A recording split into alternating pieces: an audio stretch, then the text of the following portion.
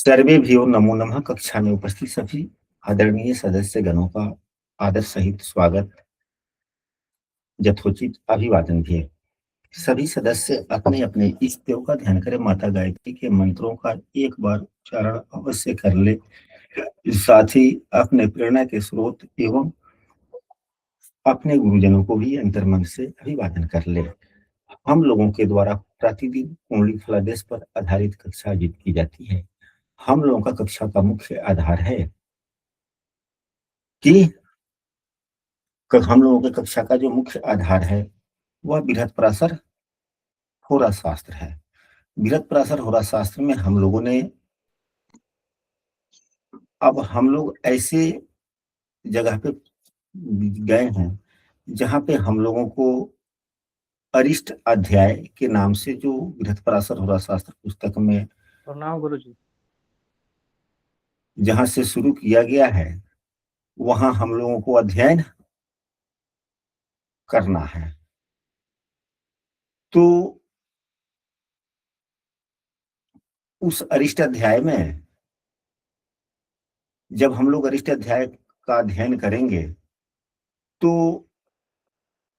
हम लोगों ने बृहत्पराशर होरा शास्त्र में पढ़ा है पूर्व की कक्षाओं में कि अरिष्ट के लिए तीन कुंडलियों का विचार किया जाता है।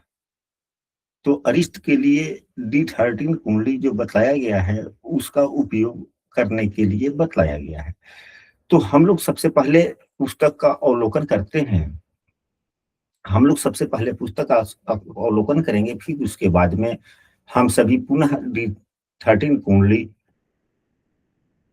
से फलादेश हम लोग कैसे कर सकते हैं, हम अपने ज्ञान एवं अनुभव के आधार पर आप लोगों को बतलाने का प्रयास करेंगे। तो यहाँ से हम व्हाइट बोर्ड हटा रहे हैं, पुस्तक को हम आप लोगों के समक्ष शेयर कर रहे हैं।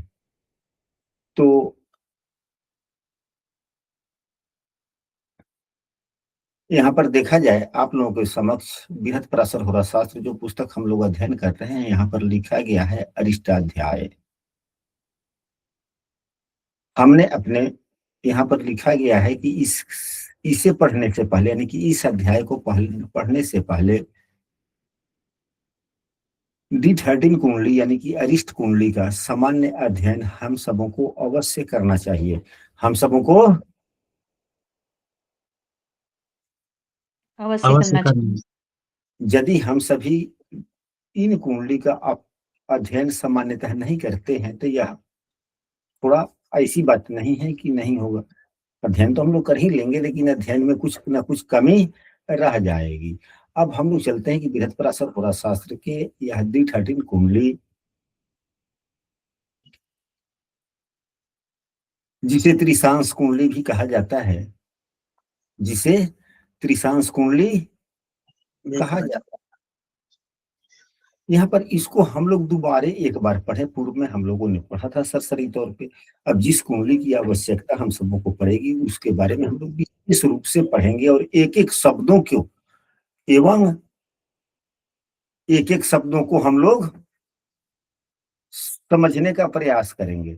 यदि हम सभी एक एक शब्दों को नहीं समझते हैं तो फिर हम सबों का यह अध्ययन आधा अधूरा ही रह जाएगा। तो कक्षा का मतलब यह होता है, कक्षा का मतलब यह होता है कि जितना हम पढ़ें, जितना जानकारी है कुछ ना छुपाएं और जो समझने की शक्ति है पूरी शक्ति का उपयोग करके समझना चाहिए। और सामने वाले का भी दायित्व बनता है कि यदि वह कुछ बोल रहा है तो वह जितना होता है अपनी पूरी शक्तियों को, पूरे ज्ञान को उपयोग करते हुए बोले। तो यहाँ पर देखा जाए लिखा गया है हिंदी में। हम चाहेंगे कि कक्षा के उपाचार्य संजय कुमार ओझा जी शामिल हैं कक्षा में। तो यह जो 26 एवं 27 श्लोक है इसको यदि एक बार पढ़ देते तो उत्तम होता है।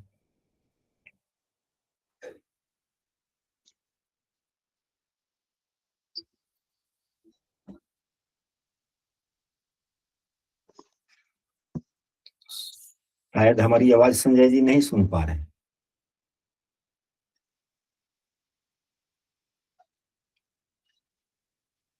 चलिए हम इसके भावार्थ को पढ़ते हैं।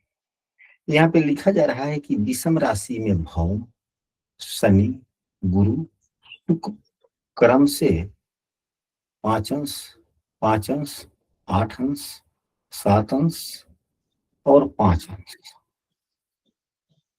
सम राशि में ठीक इसका उल्टा हो गया है।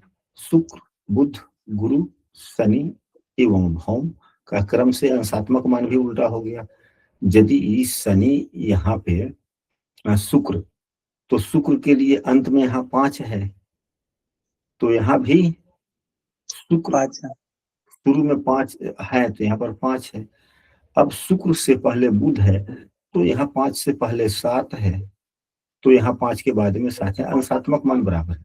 अब गुरु का अंशात्मक मान यहाँ पर, अब बुध से पहले गुरु है तो 8 अंश, यानी कि बीच में गुरुदेव हैं तो बीच में 8 के 8 रह गए। शुरू में भौम एवं शनि यानी कि मंगल और शनि शुरू में है तो 5-5 अंश, और यहाँ अंत में है तो 5-5 अंश, यानी कि इन सभी ग्रहों का अंशात्मक मान बराबर है। इन सभी ग्रहों का अंशात्मक मान बराबर है। बराबर है। अब यहाँ पर यह देखा जाए कि विषम राशि में अभी यह स्वामियों के बारे में दिया जा रहा है कि इनके स्वामी कौन होते हैं, इनके स्वामी कौन होते हैं। तो यह जो मंगल के स्वामी बहनी यानी कि अग्नि है, मंगल का स्वामी अग्नि, मंगल का स्वामी कौन है? अग्नि। बहनी का अग्नि हो गया। इसका फलादेश में भी उपयोग होता है, उपायों में भी इसका उपयोग होता है, उपायों में भी इसका उपयोग होता है। और वायु, वायु तो वायु हुआ, हवा। अब उपायों में अगर हवा का उपयोग किस प्रकार से होगा तो स्तुति। इंद्र, इंद्र का मतलब क्या हुआ? ये कौन सा भाग है? यह मिडिल भाग है या क्या है? मिडिल भाग है। तो मिडिल में तो यहाँ पर देवगुरु बृहस्पति ही है ना जी जी। और यहाँ भी बृहस्पति लिखा गया है, यहाँ भी बृहस्पति लिखा हुआ है। तो देवगुरु बृहस्पति यानी कि इंद्र यानी कि आकाश तत्व। अब इसके बाद में धनद, यहाँ पर भी धनद लिखा गया है, और जलद। धनद का मतलब क्या हुआ? धन कहाँ से आता है जाता है? धन का मुख्य स्रोत क्या है? कुबेर, कुबेर देवता। वो तो देवता न हो गई जी। जड़ कहाँ है, कहाँ से धन आता है? तो धन तो आसमान से आएगा, धन तो आसमान से आएगा नहीं। धन कमाने के लिए वो मुख्य जड़ तो धरती ही है ना जी। धन का मुख्य जड़ कहाँ है? भूमि लोग भूमि ही है। तो हम उपायों में यदि बुध का यहाँ पर बात आ गया तो उपायों में पृथ्वी को। जलद तो जल है, जल तो जल ही है, यह समझना आसान है। अब यहाँ पर देखा जाए एक चीज और समझना है, एक चीज और समझना है। यहाँ पर इसमें मंगल, शनि, बृहस्पति, बुध एवं शुक्र दिए गए हैं। चंद्रमा एवं सूर्य का कहीं स्थान त्रिशांश कुंडली में नहीं है। नहीं है।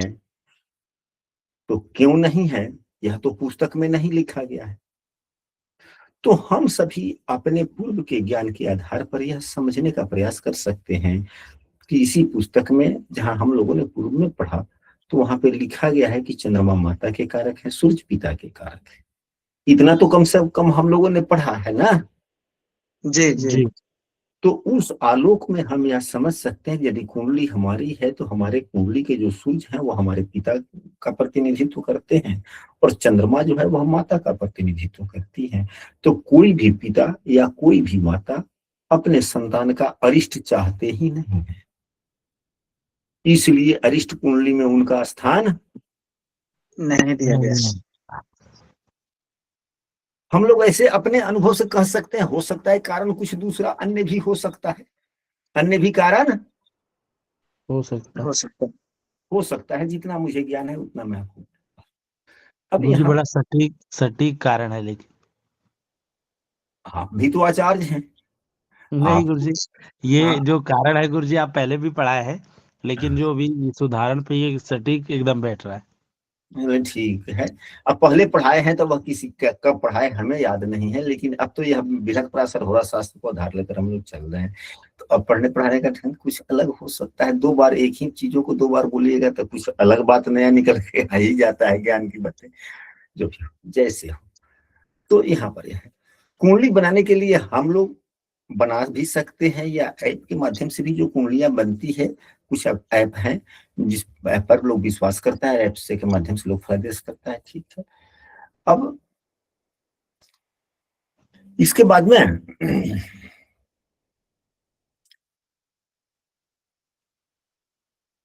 हम सबों को त्रिशांश कुंडली में मुख्य रूप से अभी जो मंगल देव हैं, ये हमारे किस चीज का प्रतिनिधित्व करते हैं? त्रिशांश कुंडली में हमारी कमजोरियों को दर्शाता है।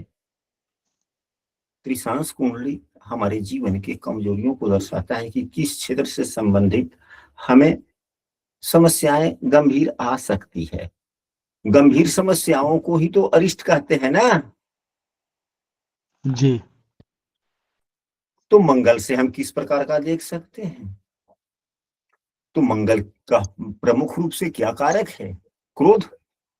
तो क्या हमारे जीवन यदि त्रिशांश कुंडली में मंगल पीड़ित है, अच्छी स्थिति में नहीं है, तो हमारा क्रोध ही हमारे लिए सबसे बड़ा अरिष्ट हो सकता है।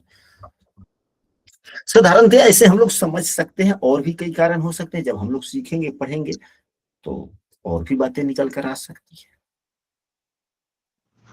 राहु देव जो है मुख्य रूप से लोभ के कारक हैं। राहु देव क्या है? लोभ के कारक है। लोभ के कारक हैं। तभी तो आकस्मिक धन लाभ इन्हीं से देखते हैं कि बगैर कमाए कहां से पैसे आ जाए। यह कौन बताते हैं? राहु देव ही करते हैं ना। जी गुरु जी। आकस्मिक धन लाभ में देवगुरु की ज्यादा महत्ता है या राहु की? राहु की। अब हालांकि नशा राहु का है, लेकिन लोभ थोड़ा ज्यादा हो जाता है। और शनि, शनि नशा या राहु को भी थोड़ा लपेट ले सकते हैं, मान सकते हैं। क्या हमें नशा के कारण हमारी जीवन में अरिष्टता आने वाली है, वह शनि राहु बतलाएंगे। यदि त्रिशांश कुंडली में शुक्र पीड़ित हो जाएंगे तो किसके कारण अरिष्ट होने की संभावनाएं हैं? तो शुक्र किस चीज के कारक है? कामुकता के।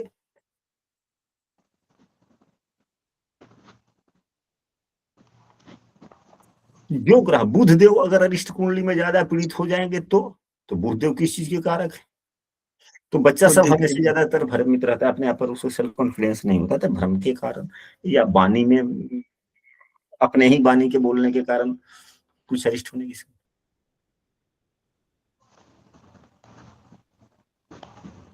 अच्छा, केतु भी वे पापग्रह हैं, हालांकि वो मोक्ष के कारक हैं। देवगुरु बृहस्पति में और केतु में कुछ हद तक जहां बात धार्मिकता की आ जाती है, मोक्ष वाली बात आ जाती है, तो केतु गुरु में कुछ समानता हो जाता है। लेकिन है तो पापग्रह, है तो छाया ग्रह। तो कभी कभी ऐसी भी स्थितियां बन जाती है कि व्यक्ति के मन में मिथ्या अवधारणा वास कर लेता है, जिसको हम सत्य मान लेते हैं, लेकिन वास्तव में वह सत्य होता नहीं। नहीं है। तो यह जो बातें वास्तविक नहीं है उसी को हम सत्य मान लेते हैं, और जिसके कारण हमारे जीवन में समस्याएं आती है, जिसको हम मिथ्या और धारणा कह सकते हैं, वह केतु देव है। अब यहां तक बातें स्पष्ट हो गई। जी। अब हम लोग त्रिशांश कुंडली पे चले। अब हम इसको यहाँ से हटाते हैं। हाँ, यहाँ पर एक बात और समझना है अभी। यहाँ पर देखा जाए कि अब यहाँ पे तो कुछ भी नहीं लिखा गया। अब शनि की दो राशियां हैं, शनि की दो राशियां। तो यह विषम राशि में यदि कोई ग्रह तीन अंशों का हो विषम राशि में यदि कोई ग्रह 3 अंशों का हो तो मंगल की राशि में होगा वह ग्रह, मंगल की राशि में बैठेगा ना फिर वो जी तो मंगल की तो 2 राशियां हैं, 1 और 8, तो फिर किस में बैठेगा वो, 8 में या 1 में। तो विषम राशि में यदि कोई ग्रह 1 अंशों का है यानी कि स्वामी मंगल देव हुए, तो विषम मंगल के विषम राशि में बैठेगा यानी कि 1 नंबर की राशि में बैठेगा।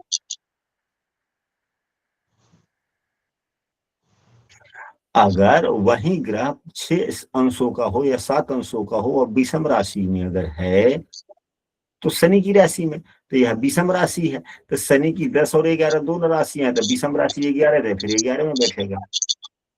अगर वही सम राशि में होता कोई ग्रह और 5 अंशों से अधिक है, 12 अंशों से कम है, तब बुध की राशि में बैठेगा। तो यह सम राशि वाली बात हो गई, तब बुध की भी 2 राशियां हैं, विषम और सम, तो फिर सम राशि में बैठेगा। बातें स्पष्ट हो गई? जी गुरुजी। यदि आप लोगों की सहमति हो तो अब यहाँ से इसको हटाएं और व्हाइट बोर्ड पर कुंडली के सहारे हम लोग अध्ययन करने का प्रयास करें। जी गुरुजी।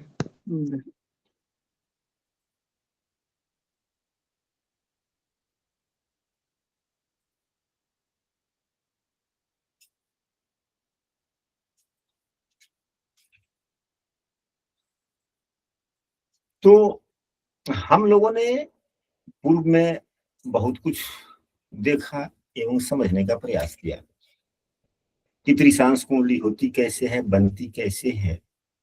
यदि आप लोगों को भी यदि मन में हो कि हाँ इस कुंडली को सत्यता की थोड़ा सा हम लोगों ने जो बनाया है इसी पर थोड़ा रिपीट अगेन करके जांच ले तो जांचा जा सकता है, या कहिएगा तो अब कुंडली नवनिर्मित न करके आगे विषय वस्तु को बढ़ाया जाए।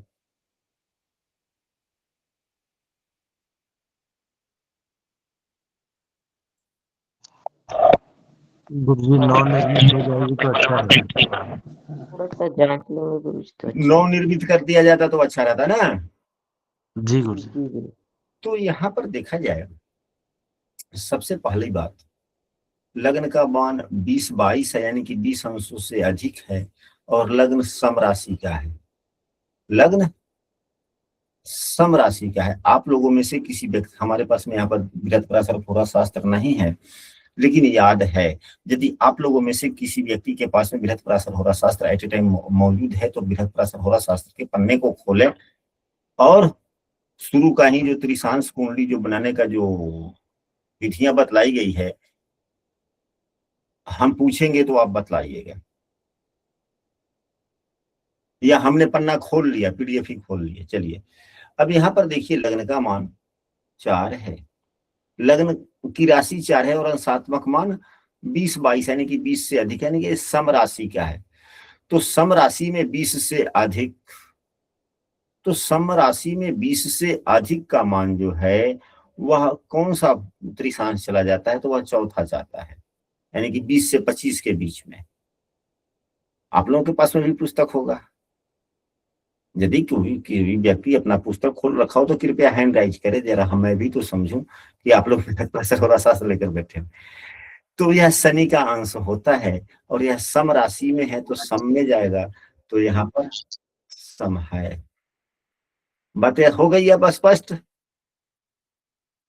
अब यहाँ पर देवगुरु बृहस्पति को देखें कि यह विषम राशि में है और देवगुरु बृहस्पति का अंशात्मक मान 20-45 यानी कि 20 से अधिक है। तो अब देवगुरु बृहस्पति विषम राशि में है, 20 से अधिक है, तब विषम राशि का 18 से 25 चलता है यानी कि 5 से 10, 10 से 18, 18 से 25। अभी हम लोगों ने पढ़ा है ना कि 5-5 8-7, तो शुरू का 5 फिर 8 फिर 7, तो यह कौन सा हुआ, चौथा 18 से 25 और यह 20 के बीच में है। तो 18 से 25 यह चौथा होता है तो बुध का हो गया, और यह कौन सा है, यह विषम राशि है, तब विषम राशि कौन होता है, बुध का 3, तो 3 में देवगुरु बृहस्पति है। अभिषेक जी आप मिला रहे हैं कि नहीं मिला रहे हैं? जी गुरुजी। अब आते हैं देवगुरु बृहस्पति के बाद में राहु को देखें। राहु सम राशि में है और 3:44 के हैं। तो सम राशि में 3:44 के हैं, यानी कि पहले में ही है। तो सम राशि का पहला शुक्र का होता है। सम राशि में पहला शुक्र शुक्र का का होता हो। 2 है। नंबर का। तो यहाँ पर शुक्र का सम राशि 2 है, इसी में है राहु देव। और यहाँ केतु को भी देखिए कि सम राशि में ही है और प्रथम में ही है, इसलिए सम में ही आ गए राहु केतु दोनों ही। अब आते हैं चंद्रमा। चंद्रमा सम राशि में है। चंद्रमा का अंशात्मक मान 2154 है। तो सम राशि में पहले चलता है क्या, 5 7 8, तब 5, 5 7 8 फिर 5, यानी कि 20 से 25। तो चंद्रमा कितना है, 2154 है। तो चौथा चौथा शनि का होता है। अब यह सम राशि में है, तो शनि फिर कहाँ जाएगा, नहीं ना, 10 तो 10 नंबर में यहाँ चंद्रमा है। अब आते हैं बुध। अब बुध का अंशात्मक मान यहाँ हमने 2942 लिखा है। तो 2942 का मतलब ये हुआ कि सम का अंतिमवा, सम का अंतिमवा। तो सम का अंतिमवा किसका होता है, जैसे कि विषम में मंगल से शुरू होता है, तो सम में मंगल अंत में, तो यह मंगल की राशि में चला गया। और चूंकि यह सम राशि है, तो मंगल के सम राशि में गया है। अब आते हैं मंगल यहाँ विषम राशि में है। मंगल का अंशात्मक मान 7:45 है। तो विषम राशि में कैसे होता है, 5 5 8 चलता है। तो मंगल दूसरे में गया ना, ये तो 7:45 है तो दूसरा हुआ ना। जी। तो दूसरा शनि का होता है। तो विषम राशि का दूसरा शनि, तो शनि में चला गया। अब आते हैं सूर्य का। तो सूर्य 24:48 है। विषम राशि में है 24:48। तो विषम राशि का अंतिमवा भाग 5 अंश का होता है, यानी कि 25 के बाद से लेके 30 अंशों तक। तो यह 25 के पहले है, 24:48 है। तो यह भी कहाँ गया, विषम राशि बुध में गुरुजी। बुध में गया। तब यहाँ देखिए बुध में ही लिखा गया है। अब आते हैं शनि का। शनि का अंशात्मक मान 1057 है। विषम राशि में है 1057। तो विषम राशि पहला 5 5 8 होता है, यानी कि 1057, यानी कि पहला 2 पार कर गया तीसरा में। तो तीसरा बृहस्पति का होता है। तो बृहस्पति का विषम कौन है, धनु। शुक्र सम राशि में है, जब जाएगा तो सम में जाएगा। शुक्र का अंशात्मक मान 7 3 है। तो सम राशि में 7 3 सम राशि में है, तो फिर यह किस राशि में चला जाएगा, तो सम का दूसरा बुध का होता है। बुध का। हाँ, और इसका क्रम है 5 7 8 उल्टा। तो बुध का सम कौन होगा, यहाँ पे होगा। अब स्पष्ट हो गया। गुरुजी। अब तो कहीं किसी को समस्या नहीं है ना इसमें। गुरुजी यहाँ राहु और केतु दोनों एक ही साथ बैठे हुए हैं, लेकिन हम लोग हाँ तो जी, जानते हैं कि त्रिशांश कुंडली में साथ में इकट्ठे रहते हो हैं। जाते अच्छा, त्रिशांश में इकट्ठे हो जाते हैं। हैं। अब कारण इसलिए देखा जाए ना, राहु को तो हम लोगों ने देख लिया था ना जी जी। कि 2 नंबर। केतु को भी देख लीजिए ना, केतु सम राशि में है। जी जी। और राहु और केतु का अंशात्मक मान सदैव समान होता है। जी जी। तो केतु भी 3:34 ही है, 344 जी। तो सम राशि का 3:44 कहाँ जाएगा, किस में जाएगा, तो पहला में ही रहेगा, यानी कि शुक्र की ही राशि में रहेगा। और चूंकि यह सम राशि है, तो शुक्र का सम राशि यही होगा। त्रिशांश कुंडली में दोनों सदैव एक साथ में। एक साथ ही रहते हैं।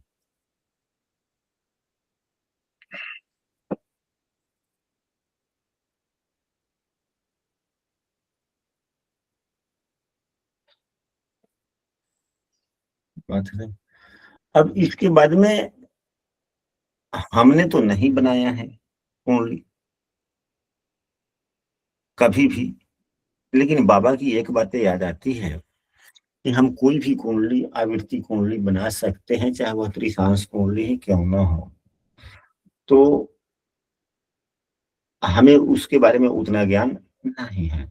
हमने पूछा था कि इस कुंडली का उपयोग कहाँ लोग करते हैं, तो उन्होंने कहा था कि छोड़ो जाने दो, जब वह समझना ही नहीं है तो जो समझना चाहते हो वही समझ लो।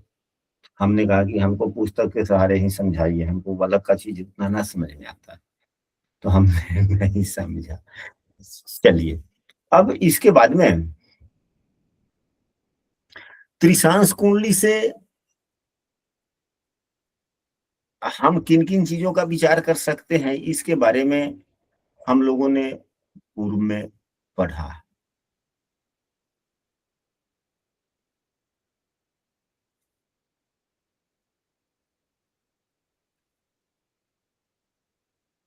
हम सबों ने पूर्व में पढ़ लिया। अब यहाँ पे यदि सबसे पहला क्या देखना चाहिए कि हर क्षेत्र का एक अलग अलग समस्या होता है, हर क्षेत्र का अलग समस्या। अलग अलग समस्या होता है। अब ये नहीं, जैसे कठिनाई के आने वाला विपत्ति है, सफलता है, समस्याएं क्या आएगी, अचानक दुर्घटना, दुर्भाग्य, यह सब क्या है। यदि जिंदगी सब कुछ ठीक ठाक है तो ठीक ठाक है, समस्याएं हैं तो अरिष्ट है। लेकिन यह अरिष्ट कुंडली प्राकृतिक कुंडली भी कही जाती है।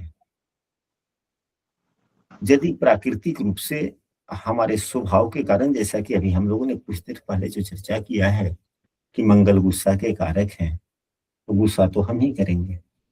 तो गुस्सा के कारण अगर कोई समस्याएं आ रही है तो त्रिशांश कुंडली, और नहीं तो व्यवसाय की ही बात की जाए, नौकरी की बात की जाए, तो अन्य प्रकार से यदि उस क्षेत्र में नौकरी व्यवसाय में समस्याएं आ रही है आकस्मिक, तो वह संबंधित वर्ग कुंडली में देखेंगे। कहाँ देखेंगे? संबंधित वर्ग कुंडली। यानी डिटेन कुंडली। अब अरिष्ट नव छोटे संतान की उत्पत्ति में भी, अगर छोटा संतान बीमार जन्म लेता है तो हम यहाँ से भी देख सकते हैं, देखने का प्रयास करते हैं। और D7 कुंडली जो होता है वहां से भी हमने पूर्व की कक्षा में हम सबों ने पढ़ा था।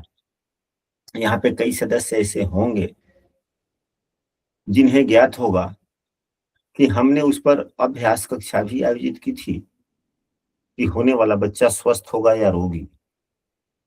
तो वहां पर हम लोगों ने सप्तमांश कुंडली का उपयोग करके उपदेश किया था, और जो व्यक्ति था उन्होंने कहा कि हाँ बात सही है। तो वहां पे हम लोगों ने अरिष्ट कुंडली D13 कुंडली का उपयोग नहीं किया था, D7 कुंडली का उपयोग किया था। तो जीवन के अलग अलग क्षेत्रों की समस्याएं अलग अलग वर्ग कुंडलियों से भी देखी जाति। जा सकती है। यह तो हुआ त्रिशांश कुंडली के बारे में कुछ विवेचना। हम सबों ने पढ़ा है, हम सबों ने पढ़ा है कि यदि कुंडली का लग्न जितना ही सुंदर होगा, सुंदर का मतलब क्या होता है, सुंदर और स्वस्थ का मतलब क्या होता है, सुंदर अच्छी स्थिति में किसी बलवान होगा। किसी ग्रह यानी से पीड़ित ना हो, हाँ, स्वराशि हो, उच्च राशि हो, मित्र राशि हो। हाँ मतलब कि कोई ग्रह भाव में नीच राशि का नहीं बैठा हो, कोई ग्रह पापा ग्रह की दृष्टि न हो, शत्रु दृष्टि न हो, उसमें खराब बुरे ग्रह न बैठे हुए हों, तो भाव अच्छा होता है। तो ठीक उसी प्रकार यदि त्रिशांश कुंडली का लग्न जितना ही सुंदर होता है, शुभ होता है, उतना ही व्यक्ति के जीवन में कम समस्याएं आती है।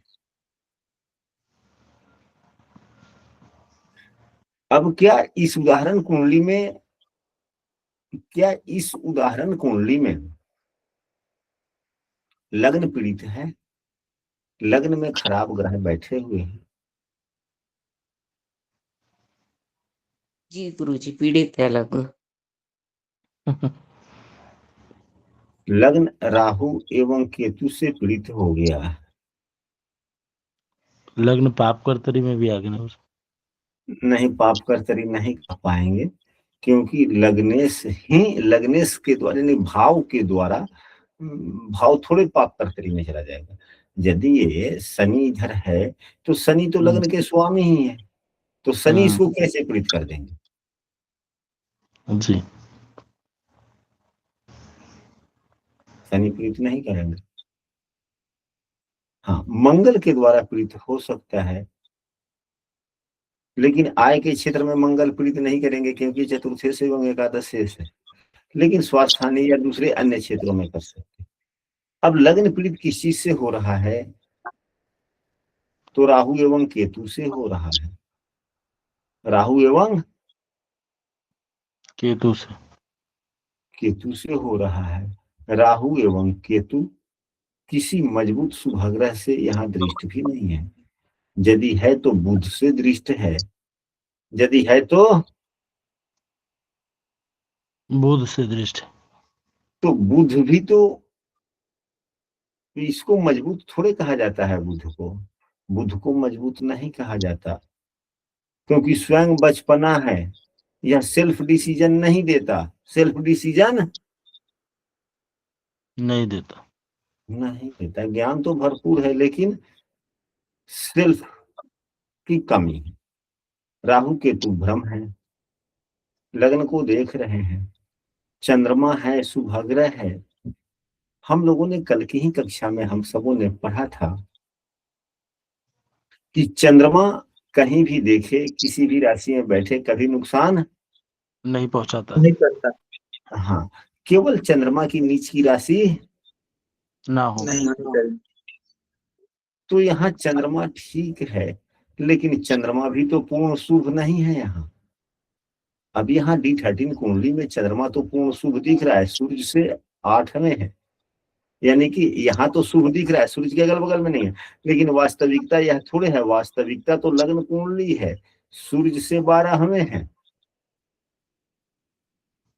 और चंद्रमा का सूर्य का अंशात्मक मान 24 है, चंद्रमा का 21 है, यानी कि 30 3 33 अंशों की ही तो दूरी है। 33 अंशों की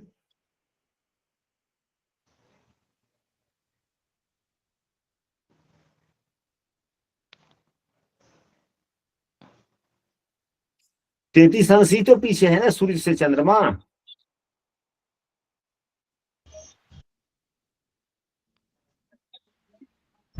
सूर्य से चंद्रमा पीछे कितना है, कितने डिग्री है? जी, 33 डिग्री के लगभग। 24 लगभग राउंड फिगर में। आज ही कक्षा की एक सदस्य के द्वारा, इसी कक्षा के एक सदस्य के द्वारा पूछा गया है हमारे निजी व्हाट्सएप पर। आज उस कक्षा में संयोग से शामिल नहीं है, लेकिन वो बृहद पराशर होरा शास्त्र के समूह में शामिल है। उनकी गुरु दक्षिणा भी जमा है। आज किसी कारणवश शामिल नहीं हुए हैं। उनका कहना है कि हम लग्न कुंडली से चंद्रमा एवं सूर्य की स्थिति को देखते हुए तिथि की जानकारी कैसे करें। मैं उनको बता देना चाहता हूं कि यह कोई बड़ी बात नहीं है। इसके कई तरीके होते हैं, तो हम लोग जनरली जो तरीका है जानने का, हम लोग वह नहीं देखेंगे। हम लोग जो सरसरी तौर पर जो देखा जाता है उसका जैसे मैं बता दूं। अब सूर्य का अंशात्मक मान यहाँ 24 है, देख लेंगे। अब 11 राशि में सूर्य देव है, यहाँ पे 24 अंशों के हैं। तो चंद्रमा 10 नंबर की राशि में 21 अंशों के हैं, तो 10 नंबर की राशि में 3 अंश चलेंगे तब तो 24 तक आएंगे, और 24 से 24 30 अंश होता है, और यह 3 अंश 33 अंश हो गया। 33 को हम लोग 12 से भाग कर देंगे तो कितना हुआ? भागफल 2 आ गया। भागफल 2 आया। 12 दूना 24, शेष कुछ बच गया ना, जी शेष कुछ बच गया ना, जी गुरुजी, बच गया। जी गुरुजी। तो तीसरी भागफल में एक जोड़ देंगे। क्या जोड़ देंगे? एक जोड़ देंगे। एक जोड़ देंगे। तो क्या आया? 3 आया। जी गुरुजी। तो ज्यों ही सूर्य के अंशात्मक मान तक आएगा तो यह क्या हो जाएगा? चंद्रमा सूर्य के अंशात्मक मान तक आएगा तो अमावस्या हो जाएगी। क्या हो जाएगा? अमावस्या। अमावस्या। तो यह इतना पीछे है। कितना पीछे है? 2 पीछे है या 3 पीछे है? तो 2 पीछे, अमावस्या से 2 पीछे, यानी कि अमावस्या और चतुर्दशी 2 तिथि पीछे हो गया। तो अमावस्या चतुर्दशी के पीछे क्या हो गया? त्रयोदशी हुआ। यानी कि अमावस्या से ठीक पहले तीसरा तिथि व्यतीत हो रहा है। तो 13 ठीक पहले तीसरा, तो तीसरा या 13, फिर 14, फिर 15। बात तो यही हो गई ना।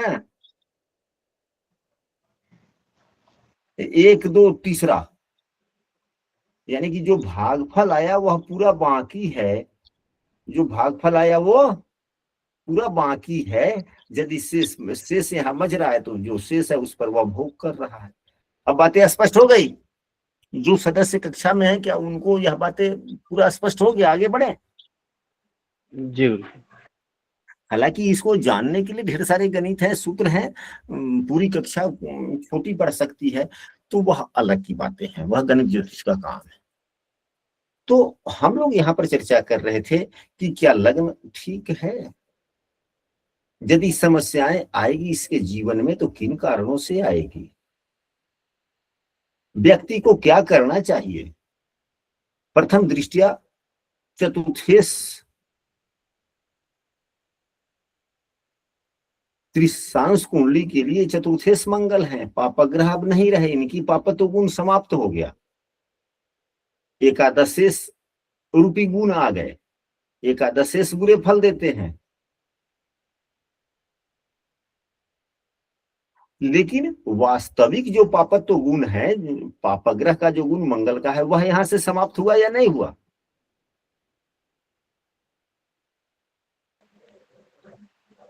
जी गुरुजी। लेकिन 11वें भाव के स्वामी भी बुरे फल देते हैं। छठे से छठे होने के कारण, आय भाव के स्वामी होने के कारण, तो या बीमारियों के प्रति थोड़ा खराब करेंगे, लेकिन क्रूरता तो उतनी नहीं रही। मंगल की दृष्टि भी नहीं है, भाव पाप कर्तरी में भी नहीं है, भाव पाप कर्तरी में भी नहीं। राहु की दृष्टि है, यहाँ पे शुभग्रह है, लेकिन चंद्रमा यहाँ पर पूरा छीन हो गया कि नहीं हो गया? जब भी हम लोग किसी भाव को देखेंगे तो उस भाव में बैठे हुए ग्रहों की स्थिति के बारे में खूब बढ़िया से समझने का प्रयास करेंगे या नहीं करेंगे? जी। फिर क्या यह भाव अच्छा हुआ या खराब हुआ?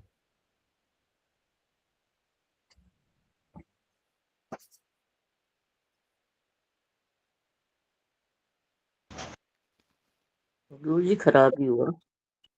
तो इनके जीवन में जब अरिष्ट की संभावनाएं बनेंगी उसका कारण क्या होगा?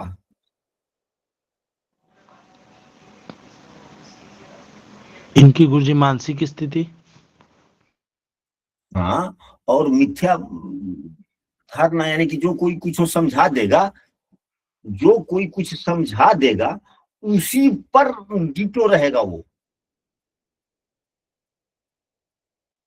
उसी पर अनुसरण करेगा, क्योंकि चंद्रमा भी छीन है और राहु केतु का दृष्टि वहां पर है। भ्रम की स्थिति में रहेगा गुरुजी, है ना? हाँ, यानी कि चंद्रमा माता का कारक है। माता भी समझाएगी, फिर भी गड़बड़े गड़बड़, वो भी नहीं समझने को चाहेगा। इसका पिता भी समझाना चाहेगा, तो अष्टमेश छठे भाव में देव गुरु बृहस्पति है, तो क्या है? तो अरिष्ट कुंडली के लिए यह द्वादशेश एवं तृतीयेश है, शुभ फल प्रदाता ही है। तो सूर्य, अब यह सूर्य क्या है? तो लग्न से छठे भी है। अगर इसका पिता समझाना चाहेगा तो फिर यह लड़का, यह व्यक्ति क्या करेगा? अपने पिता को शत्रु मानेगा कि नहीं मानेगा? क्योंकि यह तो शत्रु भाव में चले आए ना। जी। क्या समझ पाएगा ये? नहीं समझ पाएंगे।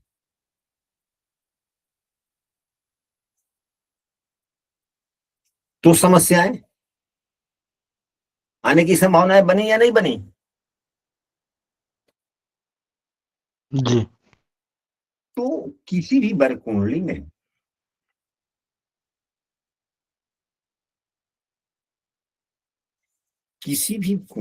यदि लग्न खराब होता है तो उससे संबंधित समस्याएं आने की संभावनाएं बनती है।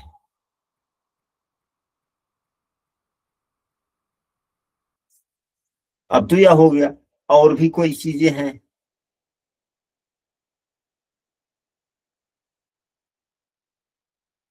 यदि लग्न, आप लोग देखेंगे कि आपके त्रिशांश कुंडली को क्या शुभ ग्रह देख रहे हैं, क्या शुभ ग्रह बैठा हुआ है, क्या पाप प्रभाव कम है, शुभ प्रभाव अधिक है, तो आप देखेंगे कि ओवरऑल जिंदगी में उतनी कोई बड़ी समस्याएं आपके जीवन में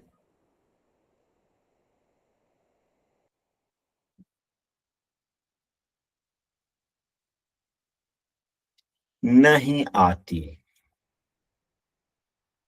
अभी हम लोगों ने कहा, अभी हम लोगों ने कुछ क्षण पहले पढ़ा है, हम लोगों ने अभी कुछ क्षण पहले पढ़ा है, तो किस पुस्तक में? तो अभी जो बृहत्पराशर होरा शास्त्र वाली जो बात थी, तो वहां हम लोगों ने पढ़ा है कि शुक्रदेव, अब यहाँ पर किसके कारण यहाँ पर मुख्य समस्याएं आ रही है?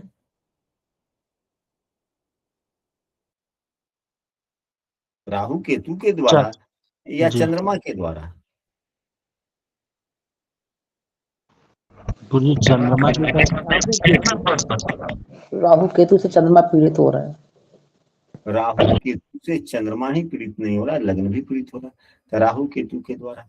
तो जिस ग्रह के द्वारा पीड़ित हो वह देखें उपाय के लिए कि वह किस राशि में है, वह किस राशि में? तो शुक्र की राशि में है।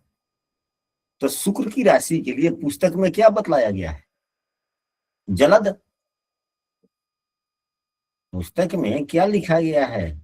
आप लोगों के पास में पुस्तक होगा, जलद लिखा गया है ना? जी गुरु जी। तो पानी। अब राहु एवं केतु के वस्तुओं को हम पानी में भी प्रवाहित कर सकते हैं।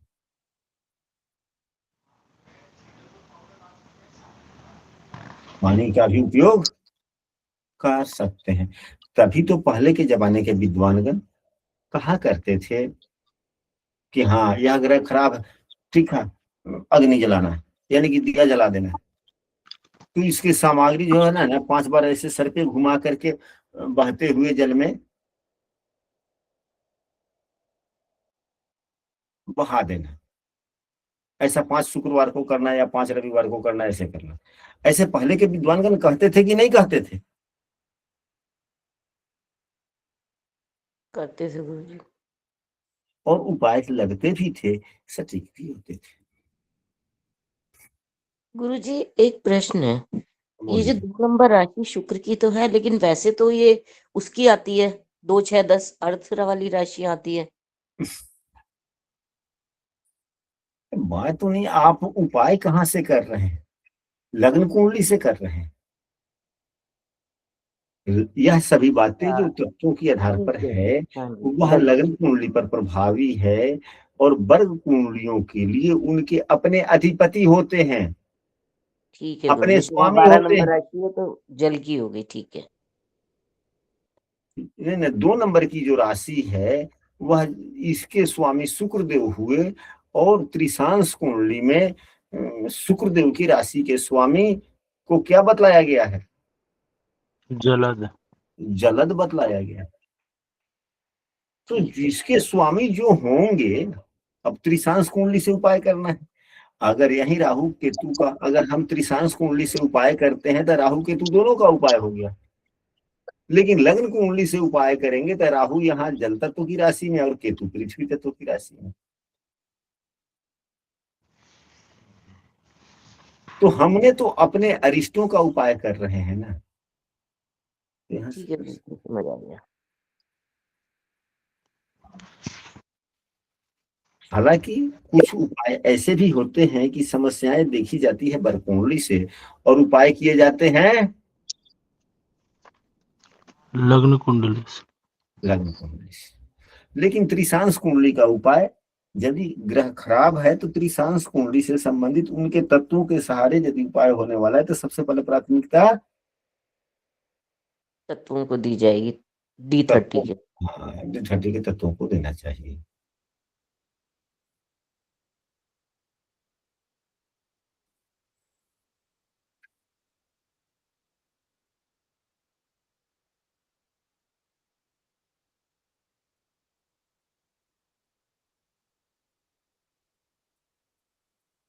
सबसे बड़ी बात यह देखना चाहिए त्रिशांश कुंडली में कि लग्न कुंडली का छठे भाव के स्वामी,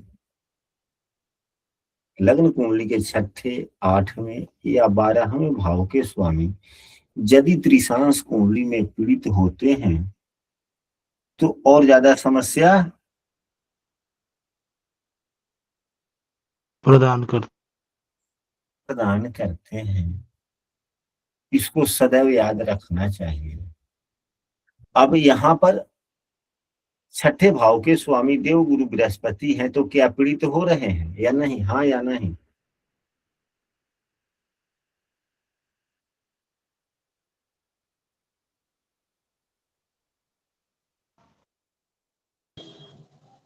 गुरुजी हो रहे हैं शनि से, शनि की दृष्टि। तो शनि लग्नेश है ना, शनि तो लग्नेश है,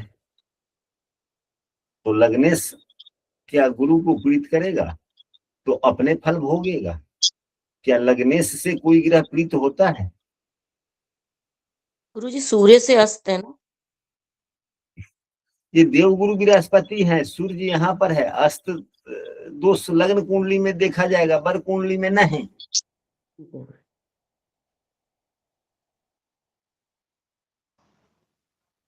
हाँ, यह युक्त है सूर्य से, अष्टमेश से युक्त हो गए, अष्टमेश से युद्ध हो गए। यहाँ पर यह पीड़ित हो रहे हैं।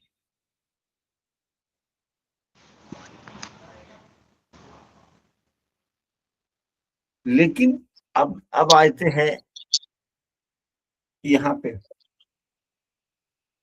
8वें भाव के स्वामी देवगुरु बृहस्पति से दृष्ट है।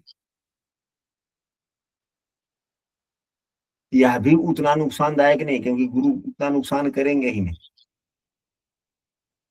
क्योंकि गुरु की राशि 12वें भाव में है। अब बुध देव को देखें, बुध देव राहु केतु से पीड़ित है, 12वें भाव का स्वामी। व्यक्ति को समस्याएं कहां से आएगी? यहां से क्लियर हो गया। यदि एकाएक कोई आशंका में यह व्यक्ति फंसेगा तो किन कारणों से फंसेगा? अपने मन के भ्रम, अपनी वाणी, अपने निजी विवेकशीलता का उपयोग न करना इत्यादि कारणों से काफी समस्याएं आने की संभावनाएं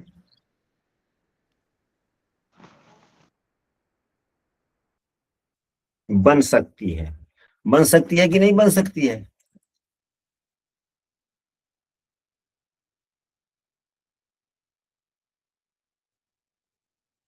तो आज की कक्षा में हम लोग इतना ही रखते हैं।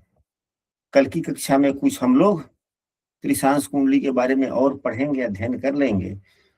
फिर उसके बाद में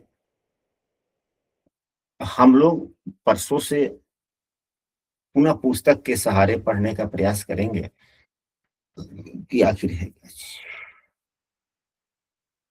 आप लोग को जब वीडियो मिलती है तो कम से कम 1-2 शब्द वीडियो में लिखना चाहिए, कमेंट में या लाइक कर देना चाहिए।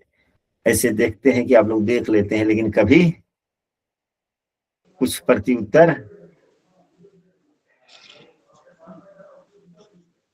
लाइक